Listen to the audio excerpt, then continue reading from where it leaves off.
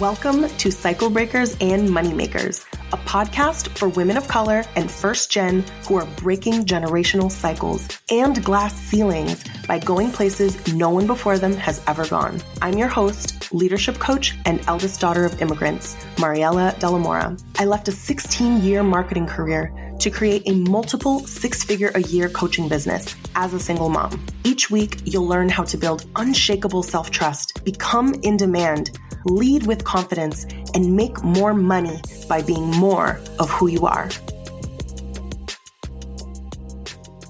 Hello, everyone. I am so excited to bring you our guest today. Her story is amazing. We're going to have so much that we're all going to learn today from her story, and what she's been able to do. So I'm excited to introduce Loraine. Loraine is a Latina life and business coach for high-achieving women who want to fearlessly expand beyond their 9-to-5. She is an attorney by day. She is a wife, a mama, and one of the funniest, most down-to-earth people who literally makes everybody around her feel at ease. You will love her instantly. Loraine has been part of both cohorts of Reclamation Mastermind, and she and I met in a previous mastermind that we were both in. And so Loraine on multiple occasions has been she's booked multiple clients in just a matter of a couple of weeks. And so we're going to talk through how that happened, the lessons along the way, and really just unpack those in a tangible way for everyone. And so we also are going to talk about how last month in September, she went through a really hard time personally, yet she was still able to process that instead of push it aside and go on to book 4 clients nearly back to back, making her not only a booked out coach, but now with a 2-month wait list. So get on it if y'all are listening and have been thinking about working with Loraine. So today we are going to talk through what Loraine went through and how she showed up for herself during that time that allowed her to process versus push through it, which we all know, many of us who are high achievers, we think we're processing, but we're really just putting it in a box. We also are going to talk about the specific tools that she used to retrace her past successes, uncover what her own unique success recipe is, and to use that to refocus herself on serving her community in her unique way. How that turned into multiple clients and booking out with a waitlist within the month. And I also am going to ask Loraine to share what has made the biggest difference for her in creating the results that she wants in her business without her business becoming her whole identity and source of validation. And then I'm going to share some of the things that I have personally seen as a coach in clients who book out in a short period of time. And they're really, simple shifts. Doesn't mean easy, but we're going to talk about that and all of those lessons here on today's podcast. So very excited to dive in. Hello, Loraine, and welcome. And thank you for being with us today. Hi, all. I'm so happy to be here. And it's such an honor to be amongst, I was telling my people, I'm going to be in the first handful of episodes. So yes, first 3 episodes, launch episodes. So everyone on launch day, I'm very excited for everyone to hear your story on launch day. So tell us a little bit about your story and what makes you unique as a coach. Yeah. A little bit about me and my story and my background, how I became a coach. I'm a lawyer. I actually have a business degree, which I forget to tell people all the time. I have a whole ass business degree. I'm a lawyer. I've been practicing for 12 years now. I work for a wonderful nonprofit in Connecticut and have done so for the last 10 years. And probably longer, 6 years ago, I kind of had that dark night of the soul. I remember turning 30 and being I've checked off all the major things that my 16-year-old self put on the list years ago. And I was I have the house. I have a great partner who's now my husband. We renovated a house together. We were planning, to get engaged and get married. I had a job that I actually really liked and enjoyed. Great circle of friends, lots of travel, just all the glitz and glamour of your early 30s. And I remember thinking what else? What's next? Am I supposed to be feeling this restless and this unfulfilled, having checked off all the things that I thought were going to make me happy when I was 16 to 18 years old? And I think it's a very common experience that we have, especially if you are the eldest daughter of immigrants and you created a, scheme for yourself of what your life was going to look like. And then you arrive there and it doesn't feel like what you thought it was going to feel like. And that's kind of when I started doing some digging and I don't know, like playing around and being like, would I like this? Would I like that? What do I think I would eventually like? Also thinking at the same time, I have so much, like, why am I being so ungrateful? And why am I not, why am I not happy with what I have already? Also, like, I'm not trying to be poor again. Like all the thoughts, like, I'm like, girl, I know. Whew, that in thought in particular. That's why I'm like, when I coach first gen, there's so much of like, it hits different when you're like, I don't want to be poor again. And like, that hits different because we actually have like memories or like witnesses of struggles that you're just like, I don't want that. And that just ends up driving our behaviors and our fears. I think something that I reflected on probably a couple of years ago, and I hadn't put two and two together, is I was feeling really restless, but I had all these questions of like, how am I going to make this happen? How am I going to like replace my salary and my lifestyle and be okay? And what really kind of threw me into starting my business was losing one of my best friends, like very suddenly, really in a gruesome and unexpected way. And she was a friend that I would like dream with and like create plans with and be like, okay, this is what we're going to do when we, get our money right and like pay off our student loans and all of that. And I think when she passed, that part of me was kind of like, what are we going to do? What are we going to do? Like, life is short. Like, we have to do something. And I felt almost, responsible for living my life fully out on her behalf and kind of keeping both of our dreams alive. And it's unfortunate, but sometimes we end up needing these like very rough wake up calls to be like, okay, what is it that I really want to do? Yep. Putting things into perspective and like revisiting. Yep. So that's how I started. One day I was just like, you know what? I think I want to be a coach. And I put it out there. Yeah. And I so resonate with like the feeling or the thought of, is this it? Is there supposed to be something more? And feeling ungrateful. How do you think growing your business has looked different from someone who either doesn't have kids or a 9-to-5? So the beauty of this is I had both experiences. I started my business a couple years before I had Chase. He's 3.5 now. So I had the time before having children and I had the time after. So I have the comparison and I've had my 9-to-5 the whole time. I think the biggest thing is you don't really have time to overthink as much as even your brain would like to. So on the one hand, you end up taking action a lot faster. You kind of roll with the punches. As a mom, I always tell people it's the hardest job I've ever done. But your ability to adapt to basically anything is so elevated that I think your nervous system is more adept to being an entrepreneur because it's also unpredictable, just like your 3-year-old. And I think the time before I had children, what I remember being grateful about was that I didn't have time to go into some of the thought spirals and spin outs that some of my friends that were coaches that were full-time in their business had. Because I just didn't have the luxury to like not do anything for weeks. Like I was going to be doing something in my 9-to-5 and something in my business to kind of keep it going and keep the thread going. So I would say 1, you're much more adaptable once you're a parent. And then 2, you just don't have the time to overthink decisions. You just have to make moves very quickly, which is productive when you're an entrepreneur. That makes sense. And I do think that we are adept at like being agile, things changing, being like, okay, what are we going to do? Like thinking on the spot and all of that. And even just being seen for that when you're growing your business, like being seen that like, okay, your circumstances are different. So like the decisions that you need to make, how complicated or simple things need to be is important too, because it's like, we don't have time for all that. I will add another one is like your business is in no way the most important thing in your life. Anything that could happen in my business is like, as long as my kid and my family are healthy and safe, like anything that happens in my business, I can deal with.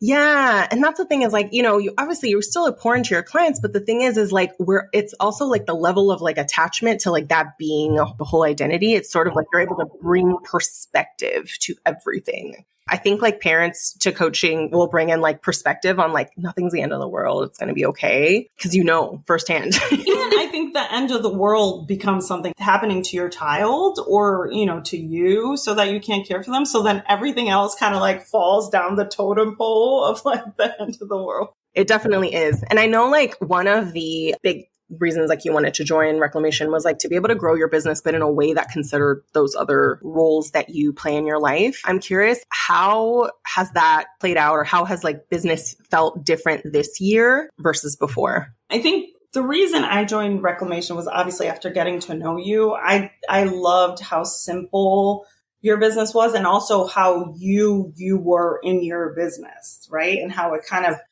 supported the life that you had created for you and Pi. And it wasn't the opposite. Like, you weren't contorting yourself to support the business. The business was, moving in a way that could support you. And I also really appreciated that you had a whole ass corporate career before becoming a coach and building a business online. And that's so important to me, because I think when we are stepping into business at a certain age and in a certain place in our career, we have a lot to lose. So it's important to be able to learn and build alongside someone that is like, I did the same thing. Like, you came from a very successful marketing career and like leaving being a director to jumping into your own business, having that knowledge of like, the decisions aren't as easy as maybe it would be for somebody that's just straight out of college and hasn't built a certain reputation and isn't juggling multiple things at once. So I loved how simple your business was, and how you were in your business, but also that you had that experience and that you could relate to those of us that are leaving like very successful careers or eventually moving in that direction. I think those were like the things that were so important to me. And also like your marketing brain is like amazing. I love doing that with y'all, where I was like, okay, let's talk. I can sell things that aren't even like that exciting or different. Coaching and people is like the easiest thing for me to sell. I'm like, oh my God, give me anything. I can tell you.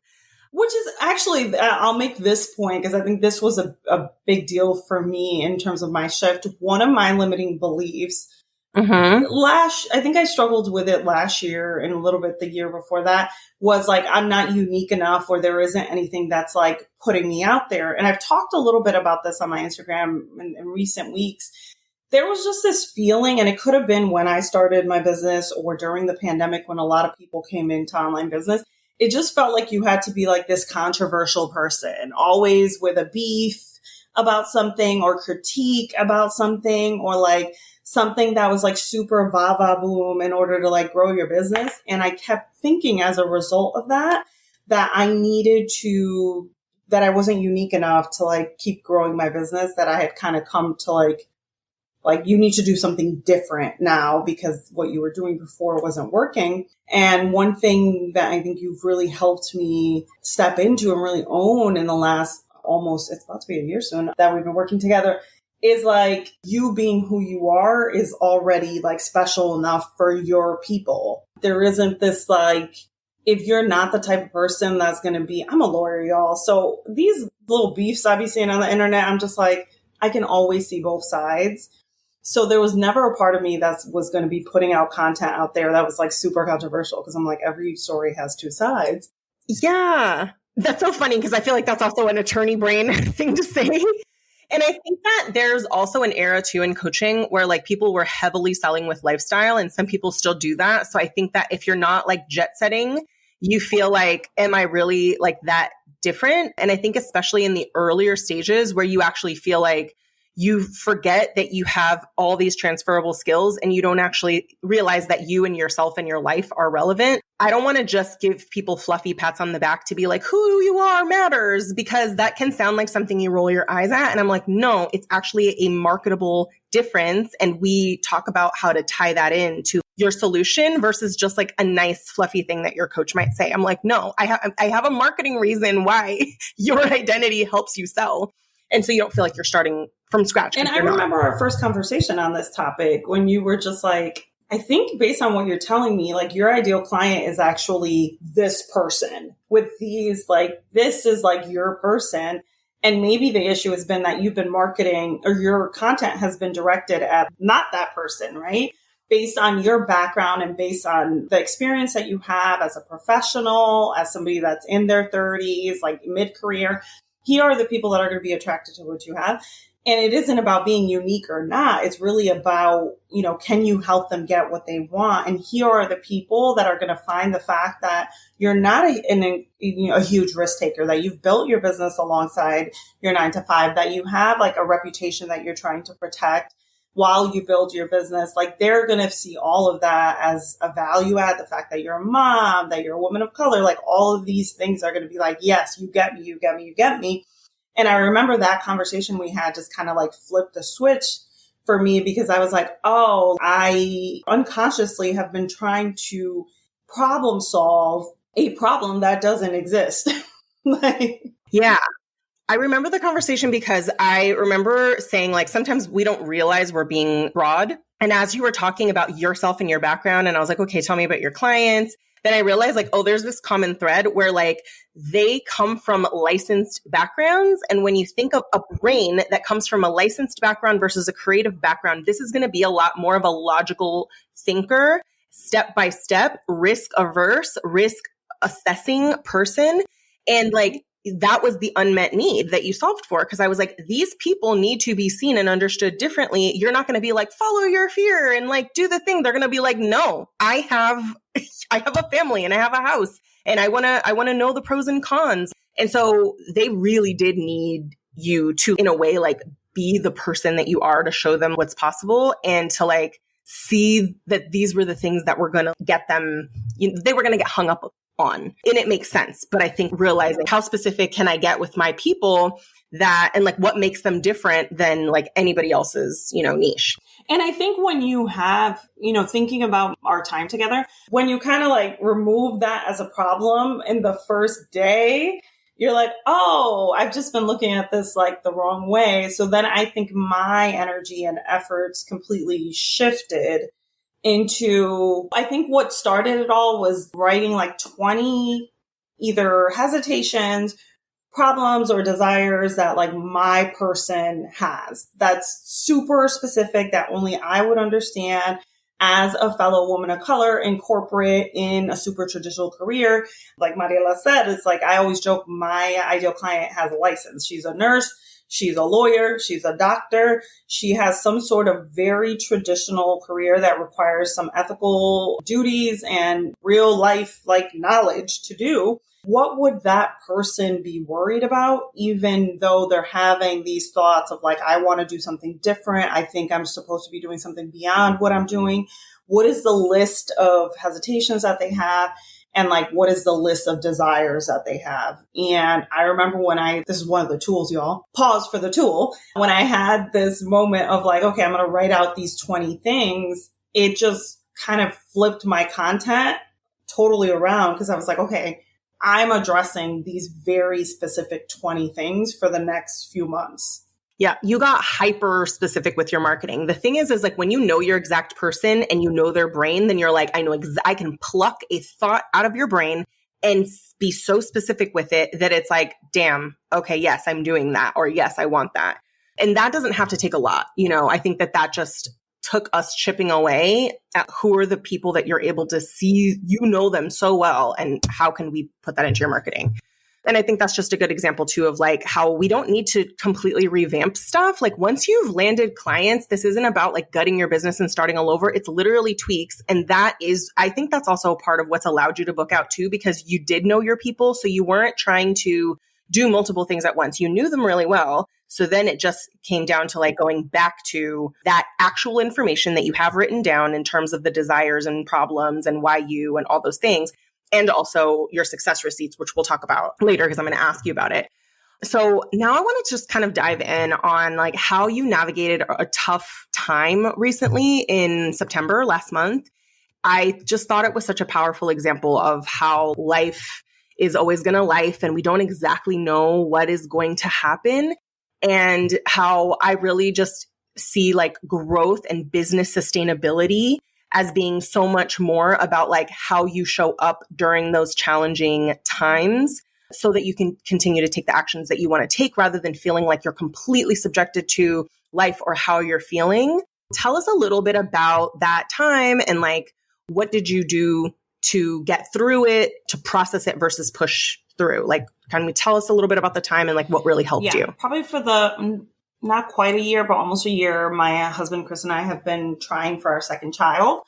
And I'm going to tell you guys like this. The first time around, I didn't even know if I really wanted children. I was kind of like half and half, and I was very detached with the situation. And as life normally is, because I was super detached, we had no trouble conceiving my son Chase. And it was all, I had a great pregnancy, had a great labor and delivery. It was all great.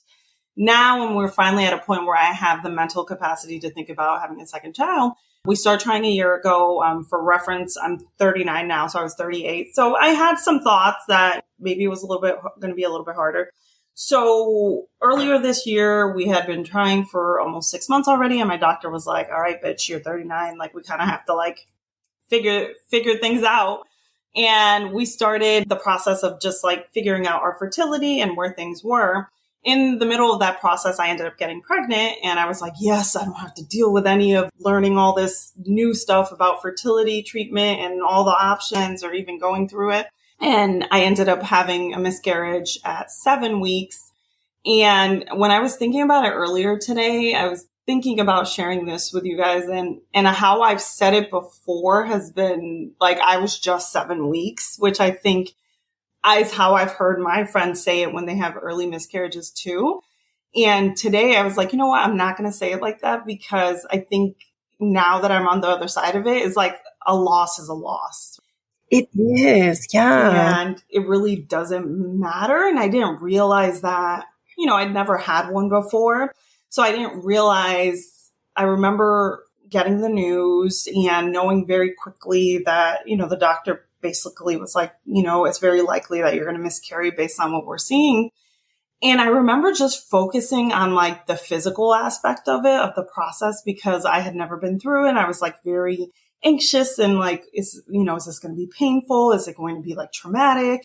And I wasn't really focusing on the emotional part. So I remember I told Mariela and Boxer, like a couple weeks later, I was like, I felt like I had processed it, but I had really just processed it logically. Like, this isn't the end of the world. Like, we can try again. We have options, all of the things that you tell yourself. And I had not really, I had not finished. It takes a toll on your body, as, if you're listening, if you've been through it, it is like a roller coaster of hormones happening. It's a long process. So it's like physically you may miscarry, and then it's going to take you like, weeks and months and to feel like yourself again. And then also emotionally. So I had only processed it logically, which is very on brand for me. And emotionally and physically, I needed time. So I remember giving myself, I don't know, I'm fucking crazy. So probably a few days to be like, okay, are we fine? And then the next 2 weeks, at least, I felt like I was moving like molasses. Like, my brain was slow. My body was tired. Emotionally, I just felt so drained. And I remember venting to the girls on Voxer, including both of our friend Yudi, about it. And she was just like, you need to just listen to your body and slow down. Even if it feels like you're not making any progress on anything, that's fine. Give yourself the physical space to heal. Give yourself the mental space to just be mad or sad or like whatever. And I think when we have moments like that, it feels, you're kind of like, duh. And then it feels a little shameful that that wasn't your first reaction. You caught yourself in that. You wanted to shame yourself to be like, I should know better. And it's like, no, you're literally for the first time validating your actual emotions versus just intellectualizing them. Yeah. So then you're like, oh, I can't believe like I was trying to make myself move forward so quickly. Like, I really should have known that it was going to take me longer to heal. So it was like shame upon shame. And I remember venting in Boxer and getting so much support from the girls, especially from Juliana. And we talked a little bit on the side about it, but it was still very hard because how I'm wired, and we've learned so much about nervous system regulation during the mastermind, how I'm wired is like, when shit hits the fan, I just go faster. Like, it's not like... And we can talk this speak because in Reclamation, nervous system regulation is part of this. And Yudi is, our resident expert coach here. But it's like when you said when shit hits the fan, you go fast. You and I think both do this. I'm comfortable in fight or flight. I'm like, fight or flight, me, get stuff done. I know how to put my feelings in a box and we don't have time for this. We're just going to get stuff done. And then we realize we just kind of chill there and we live there and we're comfortable there, but it's not necessarily like in our best interest. It really isn't. And it's like, when you think about it, those of you that are listening, it's like you kind of have a default nervous system state that feels more comfortable to you. So it's like Mariela and I are like, we're going to go up. Like we're going to go higher. They go low, we go high. Like, let's solve all the problems. I was like, no, I'm done. I'm good. Like, so what do we need to do? And it's like, your body's like, okay, girl, hang on. We've got some feelings about this. And you're like, I know, but like we talked about those already and we have to do stuff. And that does protect you.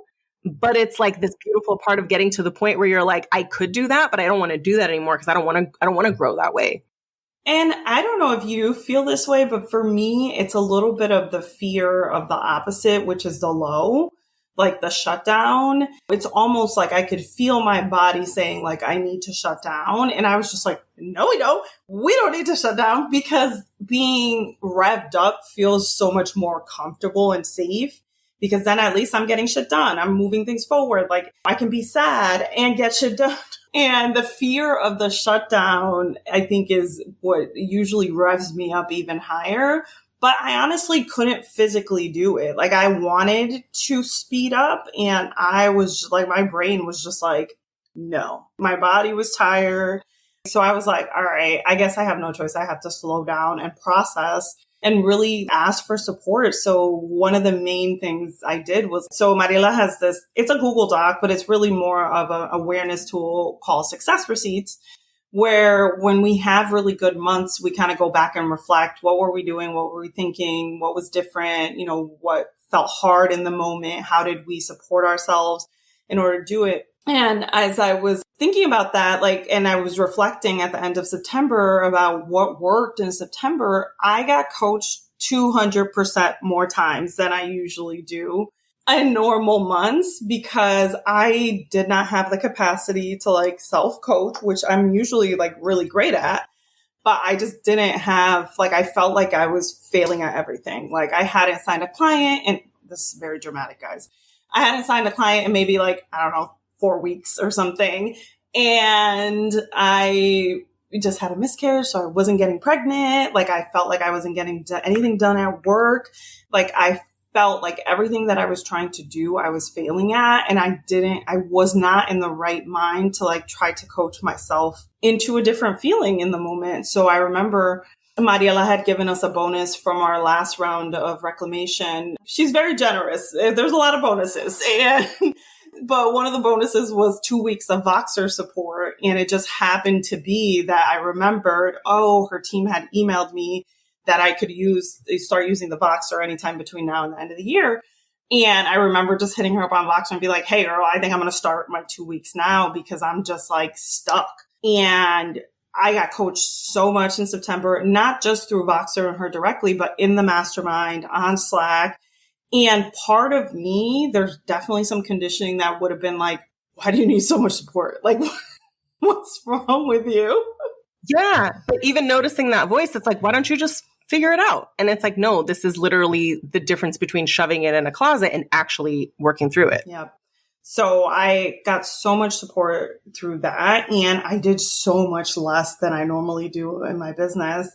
And even us comparing it to the last time I had downloaded my Success Receipts in May or June, the amount of actual sales generating activities that I did was a fraction of what I usually do in a month. So logically, it didn't make sense that I was able to sign, I had 2 new clients and a renewal in a month where all I did, I feel was bitch. And tell us a little bit about, because you were talking about how the last time that you did your Success Receipts in, I think it was the end of May, which was basically documenting back-to-back clients that you landed at the time. So this is how we put it in a bottle. This is how we document it, right? And give your brain evidence. You saw you sent hella emails, you were posting, you were making offers. It was a lot of action. And then this is how you did less marketing, but you landed 3 clients within a week. And then you just landed one this week. That was a pay in full. So that's why I was like 4 clients in like the last couple of weeks. Talk to us a little bit about like, what did you do differently this time in coming back from like what had happened? I think that in general, so you guys know me and can like see yourself in me, I don't have an action problem. Like you give me some tasks to do and I'm going to be like, boom, boom, boom, boom, boom. So in normal circumstances in my business, like I'm always hitting the marks. If I decide I want to sign 2 clients this month and here's what I usually need to do to sign 2 clients, I'm going to be like, boom, boom, boom, send the emails, post the content, go on lives, do all the things. So when I'm looking at June versus September, in June, I was like feeling really good. So I made, I don't know, 3 offers average a day, like where I was inviting people to work. Yeah, you had like 100 offers. Like I made like 100 offers in a month. So quantifying that and comparing it to the result of signing 3 clients that month, it made sense. It was like, okay, this is what I did. I went for it. And I was also getting coached and I was also feeling good. And my fear, and I feel like we probably all share this fear if you're listening to this podcast, is like, if I take my foot off the gas, I'm going to lose traction and I'm just going to slide down the hill. And everything that I've worked for up until now to get myself where I am right now is all going to be lost. So as I'm going through this like huge life event that I've never experienced before, and I'm feeling so uncomfortable that I'm needing like so much support to like just get through the day and parent and like be present, there's definitely a part of me that's like, this is going to be a wash in business. Like this month is going to be a wash and it's okay. Like I remember saying like, it's fine. Like you're taking care of yourself. You're taking care of your life beyond business. It's okay to like slow down and be present for your life. Like this is what we're working for. And this is like what it's all for, so that you can have the time and space. And I think that there will be many a time in my life where, slowing down doesn't equal like 4 clients, right? Yeah. And that's important too, because this isn't like, oh my gosh, we successfully processed this thing so that we could like go and land more clients. It's like, no, you mentioned something in your success receipts around kind of taking what happened and then being like, you wanted to turn it into service. It's all about the place that it comes from. So Mariela was kind of teasing me a little bit because she's like, most people don't feel like shit and then ask, how can they help other people? And I think this is probably something that was like hardwired from when I was small. And I think it's such a part of our culture as Latinas and as people of color to be more community focused than self-focused. So I think the thought of like, how can I help somebody else was probably like, it's hardwired and conditioned from being a child and being like, okay, it's not all about me. There's a community who needs me, right? And then I think I realized as an adult that when I get into these like lower moods and these funks where I can't get myself out of it with my pure will, like sometimes I can, that for me, the next best thing is to focus on other people's problems. Yeah. But it's funny because you're not describing that in a way of like, I'm going to serve so I can get something back. You were just like, I just want to channel what feels difficult and full of grief for me right now. I want to channel that into service because that's going to make me feel good. And there's a detachment there of like, the service is going to feel good no matter what. So I feel like that's an important thing to note too. You didn't come at it with like graspy energy, which it happens to all of us. So, it's hard to have detachment when you actually do want an outcome. But like, I hear that in the way you're telling how you show up. And I was joking about it on stories recently because I was like, isn't it always so much better just focus on other people's problems and like not have to process our own emotions? So a little bit, it was definitely a coping mechanism of like, I want to help somebody else. Like, I don't want to think about my problems this week because they feel overwhelming. I want to think about my clients right now problem and how can I help them?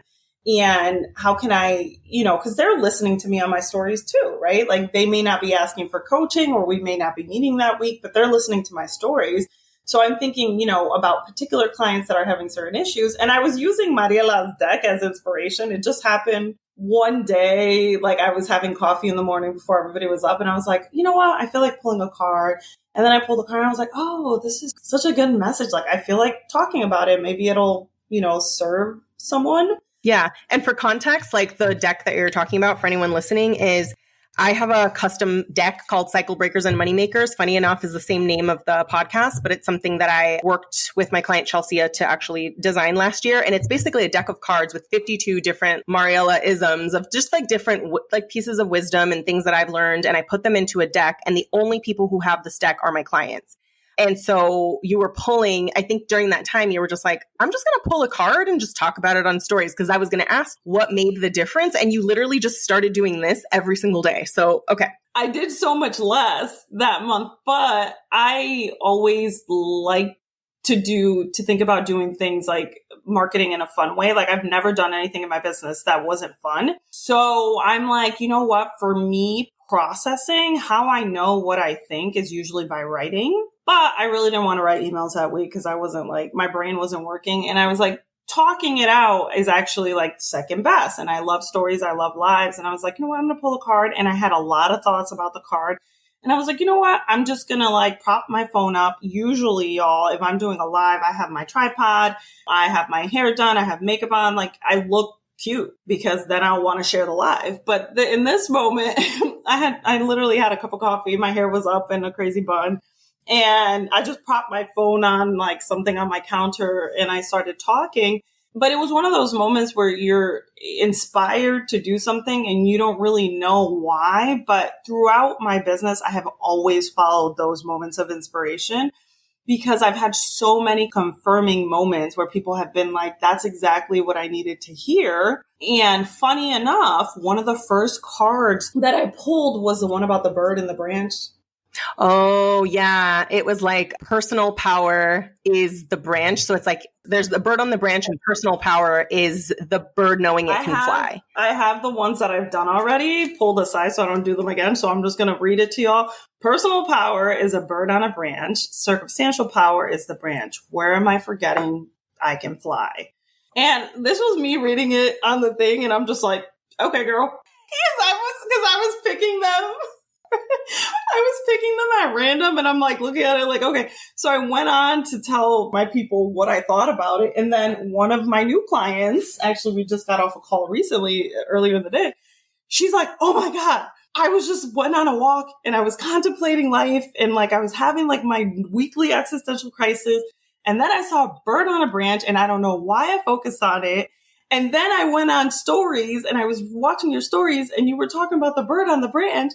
And she's like, we need to talk. And I'm like, what? Like I love how she got the sign from the universe. Like she needs to work with Loraine and all you were doing, you're like, whatever, y'all, I don't have makeup on. I'm just going to pull a card. I'm just going to serve my people on stories and literally client. Like it can actually be that simple when you're just like, I'm detached and I'm just in service. I think you said you called it like being in service and curiosity or something like that was your recipe. Yeah. So I'll tell you guys about my recipe in 1 second. But what made it the most funny to me is because when I pulled that card, I was just like, what the fuck is this? I was like, okay, Loraine, gather your thoughts real quick because you wanted to like choose cards live on stories. And then of course somebody comes back and says like that visual was just like, and she's like such an amazing vibe. Like she's very grounded and witchy and just like this awesome vibe. So that visual for her was like all she needed in that moment to be like, we need to work together. And then in terms of the success recipe and formula, I was sharing about this on Slack earlier in the week. I found in reflecting over the last month was just like, it's curiosity plus a desire to serve. So service minus overthinking and perfecting things. And that's how I create demand in my business and new clients. Curiosity plus service minus overthinking equals, yes, the clients. And even though it's not like, okay, cool, I'm just going to like plug this in, we obviously have to learn the skill sets to support us in each one because you can't just be like, I'm just not going to overthink, but it's having the self-awareness of being like, okay, I see this coming up and going back to the feeling of it is super important. And also there's one part of it, and I loved your answers for it on the success receipts is like, what did you let go of? Because I think that we talk a lot about doing, but equally important, if not more important, is what we surrender to. So I was like, what were some of the things that you let go of trying to do, or like, what did you surrender to? I'm looking at my success receipts right now, guys. So I'm reading it to you guys because, your brain, the reason these tools are important is because your brain will forget real quick. It'll be like, I don't know how to sell. I've never signed a client in my life. Like, I'm never going to sign anybody else. Like, because you're feeling shitty that day. Like, that's what your brain will provide. So the first thing I think I surrendered for sure was I surrendered to the pace that my body was physically deciding I wanted to be in. It was like an incredibly slow pace for who I am for a full 2 weeks. And then even after the 2 weeks, like then I got sick. So it's like, I still haven't felt 100% in the last couple months. I felt like I was barely moving or getting anything done in my life or in my work or in my business. Y'all should have seen my to-do list because I was just like, if I do not get this off my to-do list, like I needed to get a document notarized and I felt like I was being haunted by it. And I'm like, if I don't get this off my to-do list, like I'm done. Also, what does done mean? I have no idea, but I was very frustrated with myself. So I surrendered to like the pace that things were moving on. I really released the shame that I had about the number of offers or the amount of selling I was doing or not doing for that matter while I was recovering from the loss. I also decided on one offer again. I had kind of expanded to two because your girl, she has moments where, I'm multi-passionate. I have moments where I want to mix it up. And Mariela just indulges me. And then like we come back to the drawing board. So I decided on one offer and really like grounded into the value that offer brings. So that simplified what I had to offer people. It wasn't like, oh, like I have a one-on-one coaching spot open or you could join the group next month when I open it. It was very clear that it's just one-on-one for now. And then the last thing was how I run my clarity calls or my sales calls. I just decided to, again, just be myself, be present, listen closely, figure out how I can help them. And this was a repeat action from the last time that I signed several clients in a few weeks. It was just like, there's no right way to do this. It's all about just tuning into what they're needing and what they're saying, and then just being yourself. Yeah. And so I love that you gave yourself evidence that doing less actually could create the same results or more, because you've also, your offers are more streamlined now. You don't have like a variation of different offers. So like you're actually able to create better results through less action and not pushing through. And then you were also able to build on lessons from the past of like what has worked. And so you didn't have to start with like a blank slate with your brain, because that's typically what your brain wants to do and say, we don't know how to do this, or that was totally a fluke until you show it. And which is why I was like, if you could show your brain the receipts, what would you put on the receipt? And so I love that you were able to go back and reference that, because I think that in a time when you're going through a hard time, your brain has a harder time being like, let's think logically about this. Like, let's look at all options involved. It's like you actually have to put your head down and like look at facts rather than trying to use discernment, because at that time there's just a lot of emotions coming up, which is why I advocate so much for like when we're creating something or when we're feeling good, bottle it up in belief bookmarking, leaving yourself a voice note, documenting how you did stuff, because that's planning for you to be human. That's planning for the version of you that doesn't feel super great to go back. And it's like you're leaving little breadcrumbs for yourself back to yourself again, or back to your past results again. And I think how you've structured and the tools that you've provided us in the mastermind, it shows such a deep understanding of who your people are, because we all are. Some of us have been diagnosed with ADHD. Some of us haven't. Like me, I haven't gotten an actual diagnosis, but just being around other people with it, I'm like, oh, okay, yeah, I probably have it. So that the tools are created to support you in the expectation that your mood swings are a little swingier than normal people. Your high, very productive, very creative, cycle to like the lows, like that's probably going to happen again. So what we have built in, or what you have built in, is like the success receipt, something that tangible that you can look back on and remind yourself of. The belief bookmarking that we do with the I Am app and with recording our highs. Yeah, like recording voice notes to self and like whatever version screenshots, all of that evidence. We do a lot of evidence gathering so that the version of you that wants to believe it was a fluke is like, no, it's not. Look, we have proof right here. Because I think when you don't have that self-trust, you're like, wait, I need to see it. Yeah. And I mean, I think we're all like that. we're all like, okay, how did I get those clients again? Like, where did they come from? Oh, they didn't fall from the sky. Like, I actually have a business that I show up to every day. And it sounds silly, but as simple as that is, almost all of us in the mastermind have had moments where it's just like, hold on, the rabbit hole you're going down is like giving me that like you don't remember who you are, or like you don't remember that you've booked all these, like you're booked out, or that you've created all of this. And so you not only have the support of people, you have tangible things that you have filled out when you were feeling great, to remind yourself of like, oh, I just forgot for a little bit. And it's okay to just be in a shitty mood, or to be low energy, or to be dealing with life for however many weeks you need to do it. And then when you come back to it, like Mariela, like you said, you're not starting from scratch. You're pulling up, like this week, I can actually use it as an example. This week, I've just had mood swings. And one morning I was like, I don't have any clarity calls on my calendar for this month. I'm not going to hit my goal. That was so good. Oh my gosh. Yes. Tell them, because that blew my mind when you posted that in Slack. It was so funny because I wanted to be like, girl, it's early October, but it's so funny what you did. Okay. Tell them. It was so good. I do want to tell you guys, on today, when we're recording this, is October 6th, right? So, and this already happened 2 days ago. So it was an honor. So we're talking about October 4th. Honor about October 4th. What my brain provided me that morning, fresh off the press, was because you don't have any calls on your calendar, any like sales or clarity calls, you're not going to hit your goal this month. And I was just like, well, it's October 4th. But I don't think that even occurred to me in the moment when I had the thought. And I think this is the power of self-coaching, right? Of like forcing yourself to write down with a pen how you're feeling that day and what you're thinking. Because when you see that, you're like, okay, bitch, it's like October 4th. It's wild. Okay. So then what I asked myself after, working through the drama was, how do I create demand? Like, how do I create clarity calls and consultation calls? Like, how have I done it in the past?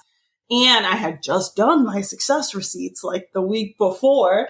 So I opened up the Google Doc and I was like, oh, this is how I do it. So I was like, okay, here's what I'm going to do today. Like these 3 very simple things. And I'm going to throw it out there.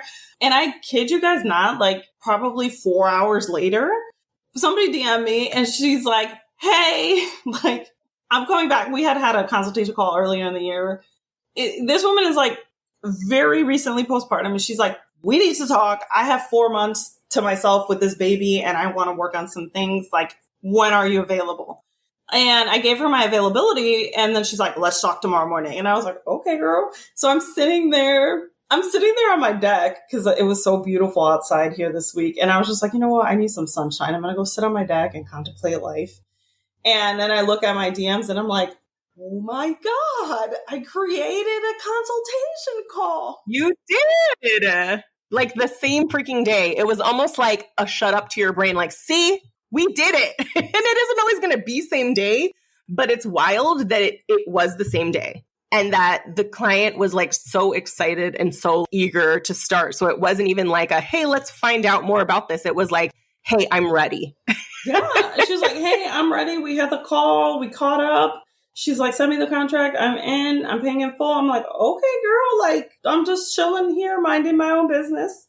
I love that by the time you posted it, it was so fast that you were like, here's how I felt this morning. I self-coached. I went back to my success receipts. This is what happened. The call is tomorrow. And then the client says yes. So it's like, it doesn't always mean like doing the most. And you're like, I need to address all their objections. I need to send a million emails. And it's like, sometimes yes, but no, that it doesn't always have to be like that. Like the path between you and your next client can be so simple. So I wanted to ask you a couple closing questions. So firstly, is there anything that you want anyone listening, like if they're listening at this point and they're, they resonate, what would you say about reclamation and who you think it's for, and like anything that you haven't mentioned yet about like how it's helped you? So I told Mariela after round 1, I was like, I think you created reclamation for me. So if you resonated with anything that I talked about today, then you will probably be a great fit for the group. I think in general, all of us are, I would say, a little bit older than your normal like business mastermind. Like I think we're all in our 30s, maybe Ariel's still in her But you know what? Whenever there's somebody in our group that's in their late 20s, they are old souls. Like in their soul, they are older than me. But most of us are, like either old souls or have had previous careers. Like some of the women in there we're still in our careers and we're building business. Some have moved on from their careers. But when we introduced ourselves last round, I was just wowed by like the breadth of experience and different experience that everybody in the mastermind had. A good amount of us are moms to either one or multiple children. So we understand like the pulls on time. And, when we're talking about strategy and all of that, like that's a huge focus of like how much capacity do we have? Also, there is a huge focus on overall wellness and actually enjoying your life and nervous system regulation. And not only growing a business that's profitable and fun for you to run, but also feels good and fits into your life and is like nobody else's. I think that is a huge thing that I often forget to mention. Mariela's coaching, she has such range. So it's like you can really create your business how you want it to be. There is no cookie cutter. All of our businesses are very different. How we market across the board is very different. Some of us are heavy on Instagram, have built followings there. Some of us don't even have Instagram profiles. Like some people are heavy. Yeah, there's some LinkedIn girlies. We got tons of speaking engagement and tons of referral, LinkedIn, Instagram. So everyone's not doing business in the same way. We're all kind of in our own lane and supporting each other. It's just a very safe and I would say fun environment grow a business in. Yeah. I love that you said that it's like, it also feels safe, but like fun and people are supportive of one another. But I also like how you guys call each other out with love. Like you just did that recently. This is a good point to make because when you have a group of high achieving women of color in a group, nobody wants to brag on themselves. It's like impossible to get people. The poor little celebration channel was looking so it was looking bleak and I was by myself in there. And the thing is, everybody is having amazing months, but there is definitely, I just have to chase it up. Yeah. There's definitely this sense of like, oh, that's not a big deal. And I mean, that's also some of the work that we do. Learning how to celebrate ourselves and each other is so important. And one thing that I noticed in the first round and beginning of this round was just people were hesitant to celebrate themselves. And then I was like so excited for them. And I'm like, why would you hesitate to tell us that so we could celebrate that? And then you realize that you've hesitated to share things because you're like, that's not a big deal. Or like so-and-so is doing this and that. So I think the focus on celebration and like taking up space is also really unique. Well, thank you so much, Loraine. This has been so amazing. Like, this has just been so good. I feel like we walked away kind of looking at like, it can be a lot simpler than you think. Part of growing a business is honoring your humanity and not pushing through it, and that you don't need to do the most in order to create the things that you want. So is there something that I haven't asked you or anything that you just wanted to say before we close out? I always say that this is how Mariela gets us, is she's like, you're not that far off. It could be very simple. And you're kind of looking at her like, are you sure? Because I've been doing this for a while and it seems like there is something very wrong with how I'm doing it. And then you walk in the door and you have like your first conversation with her. She's like, oh no, you just have to like tweak this thing and this thing. And then you're like, oh, okay.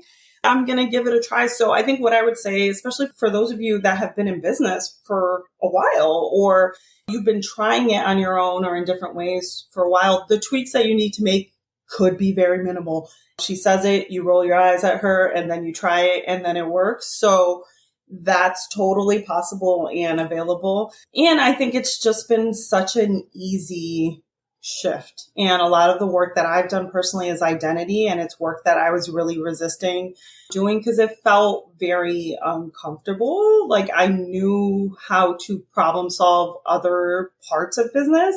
And when you're shifting slowly further in looking at your business as your career and moving away from your actual career, it feels very risky and it can feel very vulnerable. And I think having Mariela, who's done it and has walked other people through doing it when the stakes are high. And, for me, it's like when I'm getting coached by someone who was like, she did it and her stakes couldn't have been higher. Like, I have a whole ass husband that makes more money than me. Like if I was like, okay, I think I'm ready to go like full time in business, he would be like, okay. And when you did it, you did not have a, long runway. Yeah, I didn't have another runway. And I think that's one thing that I bring into like the people that I coach.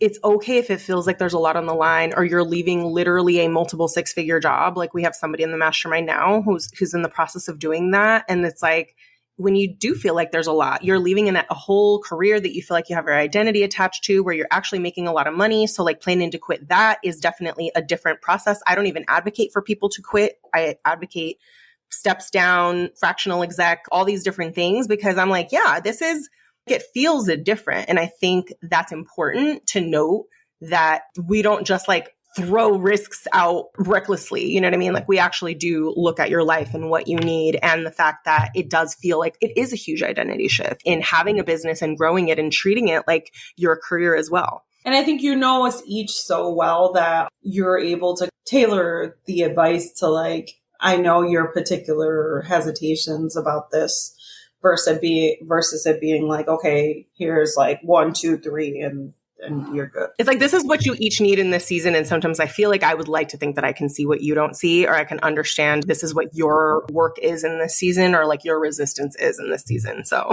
I appreciate you calling that out. Okay. Final question is, how can people connect with you and work with you? Yeah. So I'm mostly on Instagram. So you can hit me up there. Mariela will put it, but it's Martinez-Bellamy, and that's where I hang out. Feel free to DM me if you have any questions, if anything resonated with you. I love chatting on there, and also especially with people in Mariela's community because everybody is so amazing. I'm working one-on-one with clients, 6-month packages right now. I'm thinking about when do I have an opening? You got to reach out because this could change wildly by the time you listen to it. Right. And this will be forever. People will be listening to this. So it's like, yeah, just, getting in touch. Yeah. So you can reach out to me on Instagram. My calendar and all of that is in the link in my profile. And I would love to chat with you if any of this hit the mark for you. Yeah. Okay. Well, thank you so much for sharing all of your wisdom with us, for being vulnerable, for, just really being open. And I can guarantee there's so many people who are like, I really needed to hear this. And I felt so seen and validated. And that's what leaders do. And that's who you are in like so many ways. I just appreciate you so much. And thank you for being with us today. Thank you so much. I'm so excited to be like amongst the first on the podcast, you guys, before it pops off completely. Me too. All right. Thank you.